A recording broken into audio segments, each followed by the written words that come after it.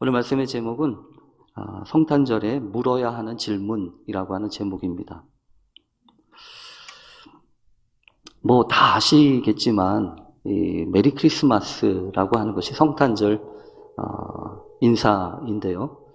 이 메리 크리스마스라고 하는 것의 뜻은 여러 가지로 뭐 말할 수 있어요. 뭐 즐거운 성탄절 뭐 이렇게 얘기도 하고 그러는데 원칙대로 쭉 풀면요.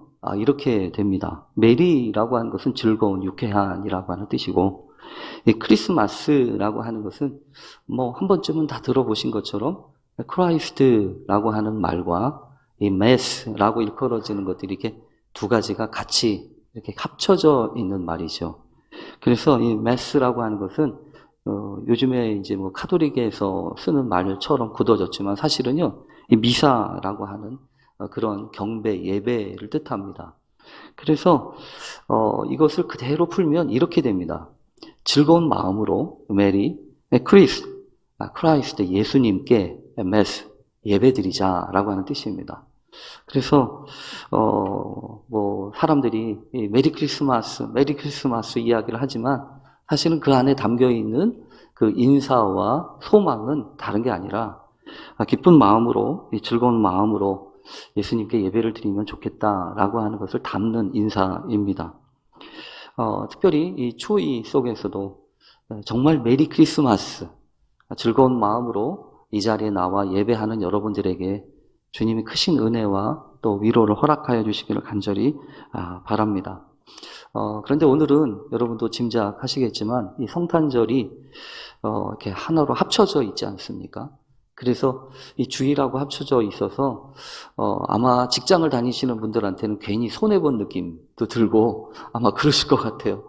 혹시 모르죠. 이제 내년에는 대체 공휴일법도 통과가 된다고 하니까 내년에는 또 다를 수 있을지 모르겠어요. 그래도 이 교회에서는 이제 성탄절과 이 축하 예배, 이 예배와 함께 주일 예배가 같이 겹쳐져 가지고 한편으로는 조금 이렇게 분주한 날이 됩니다. 왜냐하면 이 성탄 축하 예배도 드려야 되고, 그리고 이 성탄절 되면 교회에서 진행하는 세례 예식도 있거든요. 그래서 이 성탄 축하 예배도 해야 되지, 세례 예식도 해야 되지, 이러니까 여러 가지 상황이 그동안에 우리가 쭉 살펴보았던 이 사도행전 말씀을 보는 것이 녹록하지 않다는 거죠. 그래도 주일 일부 예배는 그나마 좀 낫습니다. 아무래도 시간적인 여유라든지 다른 것들이 많으니까요. 그래서 한편으로는 일부라도 그냥 사도행전 말씀을 할까 하다가 그래도 또 같이 해야 될 부분들이 있어서 오늘은 이 사도행전 말씀 대신에 이 성탄절의 본문을 통해서 말씀을 나누려고 합니다. 그리고 아울러서 미리 공지하고 여러분들에게 좀 기도를 부탁을 드리는 것은 이제 사도행전 본문이 얼마 있으면 이제 끝나지 않습니까? 그러면 제 보통 그동안에 해왔던 성품 같은 걸로 하면 또 성경에 있는 어떤 한 성경권을 택해가지고 이렇게 해야 되는데 여러분도 아시는 것처럼 요즘 우리가 내년도에 힘쓰자고 생각하면서 권했던 것이 이 생명의 삶을 통하여 큐티하자고 하는 거잖아요. 그러다 보니까 이것을 좀 지원하는 그런 측면이 좀 있으면 좋겠다 생각이 돼서 내년도 당분간 이 주일 설교 말씀을 큐티 본문, 그 주간의 큐티 본문 중에서 선택해서 말씀을 준비하려고 합니다. 사실 오늘 본문도 그래서 생명의 삶에서 택한 오늘 성경 본문이 바로 오늘 본문이기도 합니다. 어쨌든 여러분, 제가 이렇게 선택을 하고 여러분들한테 미리 공지까지 하고 이야기를 드리는 것은 여러분들한테도 제가 그렇게 권면하는 거예요. 저도 할 테니, 저도 함께 그 주간의 말씀을 묵상하고 또 힘쓸 테니 여러분도 함께 이 생명의 삶 또한 이 말씀 묵상에 힘써 주십시오. 그래서 이래저래 이런저런 말씀의 훈련과 또 묵상과 나눔이 우리 교회 더 풍성하게 해주십시오. 그렇게 기도하게 되기를 간절히 바랍니다. 그런 점에서 아직 가져가지 않으신 이 생명의 삶 아직 가져가지 않으신 분들은 꼭 오늘 가져가십시오. 오늘 여러분과 함께 이 말씀을 준비하면서 간단한 안내 내지는 또 이것도 필요하다 싶어요. 왜냐하면 말씀 묵상이라고 하는 것은 이게 뭐 하는 거야? 어떻게 하자는 거야? 이렇게 이야기할 수 있습니다. 근데 되게 요즘에는 뭐 웬만한 이야기, 또 웬만한 경험들은 다 가지고 계시니까 뭐 따로 색다르게 얘기하지 않아도 아마 아실 거예요. 이 말씀 묵상이라고 하는 것은 그냥 성경만 이렇게 쫙 피는 게 아니다. 오늘 폈더니 뭐 이런 말씀 나오고 저런 말씀 뽑기 하는 것처럼 말씀 묵상을 하는 게 아니라는 얘기죠. 그래서 사실은요, 묵상을 하기 전에 상당히 중요한 과정이 있습니다. 뭐냐 하면, 찬양하고 기도하는 거예요. 하나님의 말씀을 듣기 전에 예배도 그러지 않습니까? 예배도 드리기 전에 찬양도 하고 기도도 하는 것처럼 이 말씀 묵상도 역시 마찬가지로 하나님 앞에 내 마음을 내어놓는 그런 신실한 그런 찬양을 드리는 것도 필요해요. 그리고 또 간절한 마음을 담아서 기도를 드리는 것도 필요합니다. 왜냐하면 말씀 묵상은 내가 하지만 내가 하는 것도 하는 거지만 하나님의 인도하심이 분명히 있어야 하는 일이기 때문에 그렇습니다. 그래서 성령님의 인도하심과 돌보심을 간절히 구할 때 그 말씀 묵상에 생명력이 들어가게 되는 것을 저도 경험하고 많은 사람들이 이야기를 합니다. 그렇게 찬양하고 기도한 다음에는 다른 거 하는 게 아니고 이제 본문을 읽는 거죠. 근데 본문을 보통 한 번만 읽는 게 아니에요. 저 같은 경우는 한 세네 번 정도를 이렇게 눈으로 보고 또 입으로 읽고 그리고 이렇게 한 번씩 이렇게 읽기도 합니다. 근데 그렇게 읽으면서 사실은 귀로도 듣는 거죠. 그리고 그렇게 묵상을 하기 위해서 이제 말씀을 읽으면 그 다음에 이제 묵상을 하는 거죠. 내가 읽은 말씀 속에. 그래서 이 묵상이라고 하는 거는요, 생각으로만 하는 게 아닙니다. 손으로도 하고요. 그리고 눈으로도 합니다. 따라가면서 줄을 긋기도 하고 거기서 중요한 것은 이런 부분이에요. 마음속에 닿는 부분이 있습니다. 성경을 읽고 말씀을 묵상하다 보면 마치 이렇게 내 마음 가운데 착 닿는 느낌을 가진 그런 말씀이 있다는 거죠. 그러면 그것을 가지고 마치 고치가 실을 뽑아내듯이 그것을 하나를 그것을 붙잡고 기도하고 하나님의 인도하심을 따라서 하나님의 음성을 듣는 일들을 시작하는 거예요. 그래서 오늘 여러분께 오늘 제가 붙잡은 그 실고치와도 같은 것은 질문입니다. 오늘 본문에 보면 그래서 오늘 본문은요. 사실은 이 마태복음 2장 1절에서부터 12절까지인데 길어서 잘랐어요. 근데 이 안에도 보면 반복하고 나오는 그런 구절들과 내용들이 있다는 거죠. 오늘 본문에서는요. 여러분 아시는 것처럼 동방박사들이 별을 보고 먼 길에서 찾아와가지고 왕으로 나신 이가 어디 있냐라고 하는 질문하는 모습이 있지 않습니까? 그리고 또 그 질문을 들었던 헤롯 왕이 모든 대제사장과 서기관들을 모아가지고 그리스도가 어디서 나겠냐 그러면서 묻고라고 하는 말씀이 있죠. 그리고 7절 우리가 읽지 않은 이 본문에도 보면 헤롯이 가만히 박사들을 불러 별이 나타난 때를 자세히 묻고라고 하는 표현이 있어요. 그러니까 오늘 본문을 쭉 읽는데 이런 것들이 반복이 되네? 그러면서 저 마음 가운데 착 닿는 것은 질문이네? 이런 얘기가 생각이 되는 거죠. 그래서 오늘 여러분과 함께 말씀의 제목을 그렇게 잡은 거예요. 성탄절에 물어야 될 질문들. 질문이 있다라고 하는 거죠. 그러면서 여러분 이 질문이라고 하는 것이 왜냐하면 우리의 인식과 우리의 삶의 자세 가운데서 이 질문이라고 하는 건 상당히 중요한 요소 가운데 하나입니다. 여러분 잘 모르거나 이해가 안 되는 것이 있으면 여러분 어떻게 하죠? 잘 모르거나 이해가 안 되는 게 있으면 누구한테 물어야 되는 거 아니겠습니까? 요즘에는 묻는 것보다 더 많이 하는 게 있어요. 검색입니다. 그렇죠? 물으면 좀 어딘가 모르게 좀 내가 드러나는 것 같기도 하고 들키는 것 같기도 하고 그래서 요즘에는 혼자 묻지는 않고요. 검색을 하는 것 같아요. 저도 그렇습니다. 지난번에 오바마 대통령이 우리나라에 왔을 때 무슨 회의 때문에 왔다가 참 국가적으로 참 여러 가지를 생각하게 만든 사건이 하나 있습니다. 뭐냐 하면 아무래도 우리나라에서 그런 회의를 주최하니까 오바마 대통령이 있잖아요.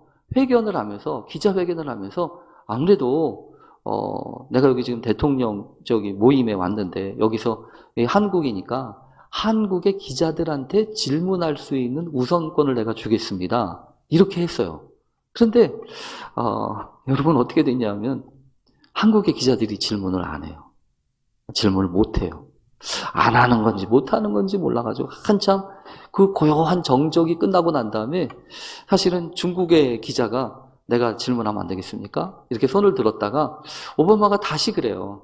아니, 내가 얘기하지 않았냐. 이 한국 사람들한테 먼저 우선을 질문할 수 있도록 할 테니까 잠깐만 기다려주세요. 그러면서 한국 기자들 질문할 게 없습니까? 그랬더니 있잖아요. 그 기자들이 질문을 못해요. 그래서 결국 그 중국 기자한테 질문권이 넘어갔다고 하는 이야기를 대서특필하듯이 이렇게 써오면서 야, 이 질문하는 힘이 있어야 되는데 우리가 이 질문하는 힘이 없구나. 이런 이야기를 하면서 참 안타까워한 이야기를 하는 부분을 제가 본 기억이 있습니다. 여러분 언제나 그렇죠. 이 질문은 왜 하는 겁니까? 질문이 왜 필요합니까? 모르니까요. 알 수 없으니까요. 사실 삶에 당연히 여러분 질문이 있는 게 당연한 거 아니겠습니까? 왜냐하면 이 삶에 있어서 모든 것도 우리가 다 알고 시작한 거 아니잖아요. 당연히 그러니까 세상에는 쉽게 알 수 있는 것들이 거의 없어서 여러분 계속해서 우리가 해야 되는 것은 물어야 되는 겁니다. 그래서 여러분 아이들이 어렸을 때 제일 많이 하는 게 그거 아닙니까? 질문하는 거예요. 묻는 거예요. 근데 언제부터인가 그렇게 질문을 많이 하던 아이들이 질문하는 것을 포기해요. 더 이상 질문하질 않아요. 아마도 그런 점에서 보면요. 우리나라 풍토와 여러 가지 삶의 과정들 속에서 느껴지는 문화 정서는 이 질문을 장려하는 게 아닌 것 같아요. 질문할 수 있도록 열어두지 않고 그 질문하려고 하면 꽉꽉 누르는 조용히 있어, 가만히 있어, 네가 뭘 한다고 그래 이런 식으로 이야기하는 거 아닌가 그런 생각을 합니다. 여러분 답이 그렇잖아요. 답을 알면 문제는 쉽습니다. 문제가 어려운 것은 답을 모르기 때문 아니겠습니까?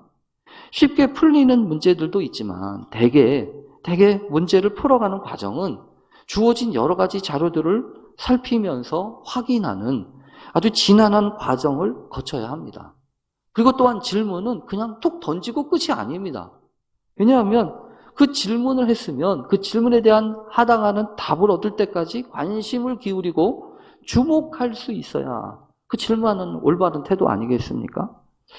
어쩌면 여러분 우리의 삶이 따분한 이유 중에 하나는 더 이상 질문을 하지 않게 돼버렸기 때문인지도 모르겠습니다. 아무리 답이 널려 있다고 할지라도 질문하지 않으면 그 답은 정말로 내 것이 되지 않습니다. 그래서 해답보다 중요한 것은 올바른 질문입니다. 이거는 개인뿐만이 아니라 한 사회에서도 마찬가지라고 믿습니다. 그래서 여러분 세계 최고의 교육을 가지고 교육 시스템과 교육의 여러 가지 철학들을 가지고 있는 유대인들은요. 여러분 학교를 다녀온 아이들한테 그렇게 묻는다면서요. 너 오늘 학교에서 뭐 배웠니? 이건 우리나라에서 묻는 거고요. 그 유대인들은요. 오늘 학교에서 무슨 질문을 했니? 요거를 묻는데요. 오늘 학교에서 무슨 질문을 했니? 왜냐하면 그 질문을 통해서 이 아이가 뭐에 관심이 있는지 또 어떤 세상의 원리와 본질에 대해서 생각하는지 이것들을 알아볼 수 있기 때문이라는 겁니다. 여러분 성탄절도 저는 그런 점에서 보면 질문할 수 있어야 된다고 믿습니다.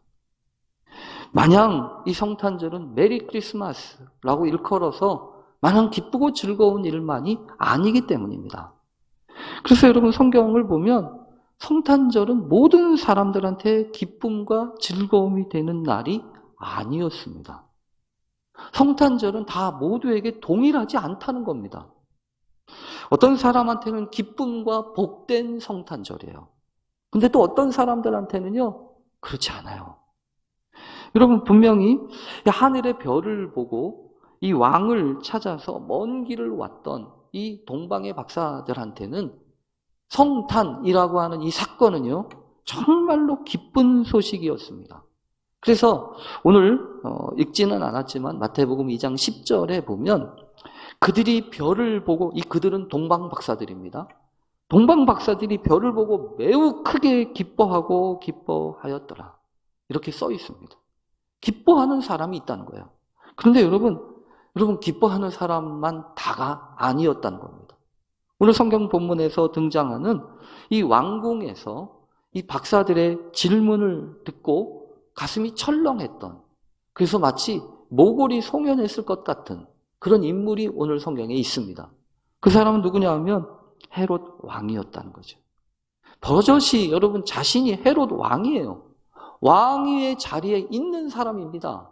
근데 갑자기 뚱딴지같이 어떤 동방에서 왔던 사람들이 와서 왕으로 나신 이가 어디 계십니까? 이렇게 묻는다고 한다면 여러분 이건 무슨 얘기이겠습니까? 아니 내가 지금 왕인데, 내가 왕자의 자리에 있는데 왕으로 태어난 사람이 어디 있느냐고 묻는다고 하는 것은 내가 아닌 또 다른 왕이 있다는 얘기 아니에요. 그 왕이 누구냐라고 하는 거 아닙니까? 그래서 여러분 이런 이야기를 곰곰이 생각해 보면 헤롯 왕은요 분명히 가슴이 설렁했어요. 아니 이제 내가 왕인데 내가 더 이상 왕이 아니란 얘기야? 그러니 여러분 헤롯이 마음에 이것이 기쁜 일이었겠냐는 거예요. 이게 기쁜 소식이었겠냐는 거예요. 아니요, 기쁜 소식이 아닙니다. 바짝 긴장할 수밖에 없는 소식이에요. 그래서 헤롯은 여러분 어떻게 하냐 하면 겉으로는 자신도 경배하겠다고 이야기를 했으면서도 태어난 새로운 왕을 만나고 돌아갈 때 동방 박사들이 그럴 때 돌아와서 나에게도 알려달라고. 그러면 내가 가서 나도 경배하겠노라고. 이렇게 말을 하잖아요. 근데 여러분 이 말은 진짜 이게 아니고 그의 속마음은요 다른 마음이었어요. 내가 아닌 다른 왕이 있으면 안 되잖아요.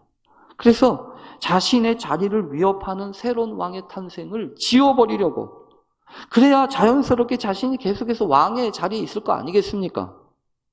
그래서 여러분 성경의 이야기를 보면 결국 이렇게 되죠.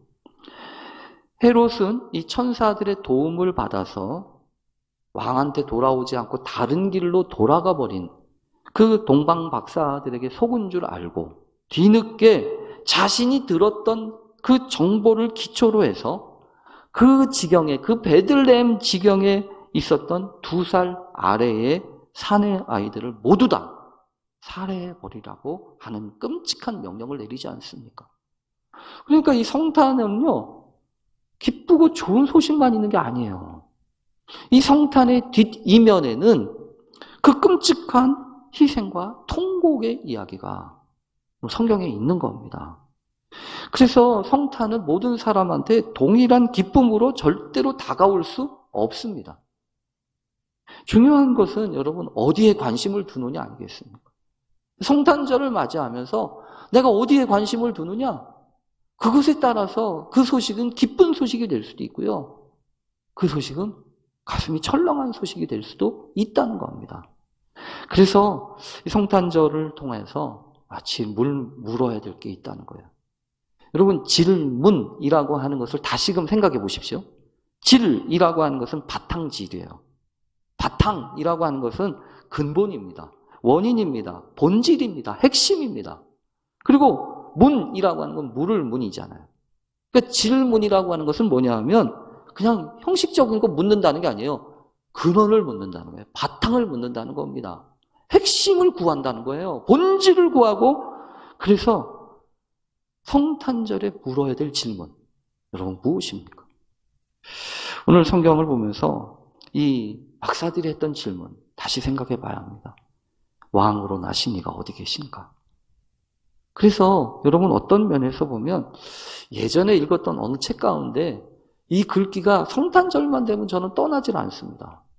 어떤 글귀냐면 성탄절은 우리에게 가장 괴로운 질문을 던지는 날이다. 성탄절은 우리에게 가장 괴로운 질문을 던지는 날이 성탄절이라는 거예요. 그 괴로운 질문이 무엇이겠습니까? 누가 왕이냐 이거예요. 너의 인생에서 누가 왕이냐 이거예요. 말씀을 준비하다가 제가 한 번도 본 적은 없지만 제가 알고 있는 드라마의 이름이 생각이 났습니다. 게임으로도 유명한 것 같아요. 왕자의 게임이라는 유명한 드라마죠. 조지 마틴이라고 하는 사람이 썼던 이 판타지 소설을 바탕으로 만들어져서 그 미국의 유명한 이 케이블 TV 방송사였던 HBO, 홈 박스 오피스라고 일컬어진 그곳에서 무려 9년간에 걸쳐서 2011년도부터 2019년도까지 계속해서 방영이 됐던, 거의 10년에 가까이 방영이 됐던 이 드라마의 이름이 왕좌의 게임 아니에요? 뭐 잘 몰라요. 보지도 않았으니까. 근데 어쨌든 그 내용만큼은 뻔해 보입니다. 누가 도대체 왕위에 오를 것인가를 두고 치열하게 각축하면서 각각의 그 종족과 각각의 사람들이 대표하면서 싸우는 얘기가 아니겠습니까? 그런데 여러분, 가장 치열한 전쟁은 드라마에 있는 게 아닙니다. 드라마에서 벌어지는 것이 가장 치열한 전쟁이 아니라 이 드라마는 벌써 끝났어요. 근데 아직도 끝나지 않고 계속해서 일어나고 있는 전쟁은 여러분 이 안에서 있는 거 아니에요? 이 안에서. 내 마음속에서. 지금도 내 마음의 왕좌에서 누가 왕이 되고 있는가? 이걸 가지고 싸우는 거 아니겠습니까? 우선 여러분 그런 점에서 보면 이 성탄절을 맞이하면서 내 왕좌에 내가 앉아 있는가? 아니면 과연 주님이 계신가? 그것을 볼 수 있어야 합니다. 오늘 성경의 본문에 보면 참 아쉬운 것은 이 동방의 박사들, 하늘의 별을 보면서 깨어 있었던 그 지식인들, 또 뭐 마술사들이라고도 얘기할 수 있고 철학자들이라고 얘기할 수 있을 것 같아요. 근데 어쨌든 그 구도자들은 처음에는 그렇게 생각했어요. 왕이라면 당연히 왕궁에 있었겠지라고 생각하죠. 그래서 예루살렘에 와서는 왕궁으로 가서 이런 말을 합니다. 당연히 왕이니까 왕궁에서 태어나겠지라고 생각한 거죠. 근데 여러분, 실제로는 어디에서 태어나셨죠? 왕궁이 아니고요. 방 한 칸 없어서 짐승들이나 있었던 마구간의 말 구유에서 태어나시지 않았습니까? 이 성탄절은 우리에게 너무나 명확하게 가르쳐 줍니다. 보이는 것이 전부가 아니라는 거예요. 자리가 사람을 만드는 게 아니라는 겁니다. 참된 왕은 왕궁의 자리에 연연하지 않습니다. 성탄절, 그래서 이 성탄절은 여러분 우리에게 그걸 가르쳐줘요. 자리가 문제가 아니다. 왕이 계신 곳이 왕궁이라는 거예요. 왕이 계신 곳이 왕궁이죠. 오히려 여러분 그래서 오늘 우리가 하나님 내 마음판에 이 왕좌가 무엇인지 그 생각해 봐야 되고요. 오늘 성경에서 주되게 찾아오는 것은 경배의 문제입니다. 왜냐하면 이들이 이렇게 먼 길을 찾아올 수 있었던 이유는 경배하기 위하여 왔노라 이러지 않았습니까? 그래서 이 경배라고 하는 것은 이 프로스퀴네오라고 하는 단어인데요. 여기에 보면 이 프로스라고 하는 이 단어와 퀴네오라고 하는 이 단어가 합쳐진 거예요. 무엇을 향하여라고 하는 것과 입을 맞추다라고 하는 이 단어가 같이 합쳐져 있는 겁니다. 그러니까 이 경배라고 하는 것은 무엇을 향하여서 입을 맞추는 거예요. 입을 맞춘다고 하는 것은 다른 게 아니라 존중하게 여긴다는 거죠. 그리고 그것을 귀하게 여기고 또 그것을 경외하고 또 경의를 표한다고 하는 표현이 프로스큐네어예요. 그래서 여러분 이 경배라고 하는 단어는 요즘 잘 우리에게 다가오지 않는 단어입니다. 물론 한때 이 교회에서 이 경배와 찬양이라고 하는 단어를 써서 한 번, 두 번 이렇게 몇 번 주목했던 시기가 있습니다. 그런데 요즘에는 이 경배라고 하는 말 잘 안 쓰는 것 같아요. 왜냐하면 그 말 자체가 가지고 있는 어감이나 정서가 최근 들어서 우리 사회에서 또 교인들 사이에서 만연하고 있는 이런 자유로운 분위기와 또 자기 주도적인 성향과는 잘 맞지 않는 것이 이 경배인 것 같다는 거죠. 그런데 여러분, 그래서 오늘 이 성탄절을 다면서 우리가 다시 물어야 돼요. 우리의 삶 속에 경배가 있나? 내가 무엇을 경배하고 있는가? 여러분, 어떻게 해야 경배하는가? 여러분, 경배하려면 어떻게 해야 될까요? 우선 오늘 성경을 본문에서 보면요. 경배는 멀리서 할 수 없습니다. 경배는요, 찾아와야 합니다. 그래서 하늘의 별을 보고 이 박사들은요, 멀리서 경배하지 않았어요. 그 별을 따라 경배하려고 찾아온 겁니다. 이 얘기는 이런 뜻이에요. 경배를 하려면 내가 서 있는 내 자리에서 내려와야 한다는 거예요. 그렇잖아요. 내가 주인이 아니라 왕이 주인이 되는 자리로 나아가야 이게 경배의 시작이라고 하는 것 아니겠습니까?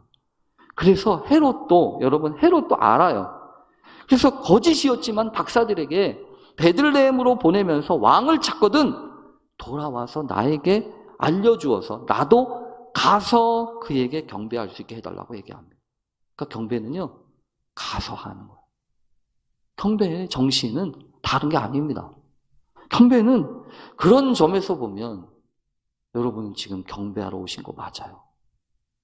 예배하러 온 거 맞다고요. 그래서 하나님 앞에 여러분이 경배한다고 하는 건, 엎드린다고 하는 것은 하나님 앞에 자신을 낮추고 내 자리에서 내려온다는 것을 의미합니다. 또 경배의 의미 가운데 중요한 것은 엎드린다는 것과 함께 더불어 성경에 보면요, 집에 들어가 아기와 그의 어머니 마리아가 함께 있는 것을 보고 엎드려 아기께 경배하고 나도 보배합을 열어 황금과 유향과 모략을 예물로 드리니라. 그러니까 경배의 특징 중에 한 가지는요, 하나님 앞에 드리는 거예요. 하나님 앞에 내어놓는 거예요. 뭘 내놓을까요?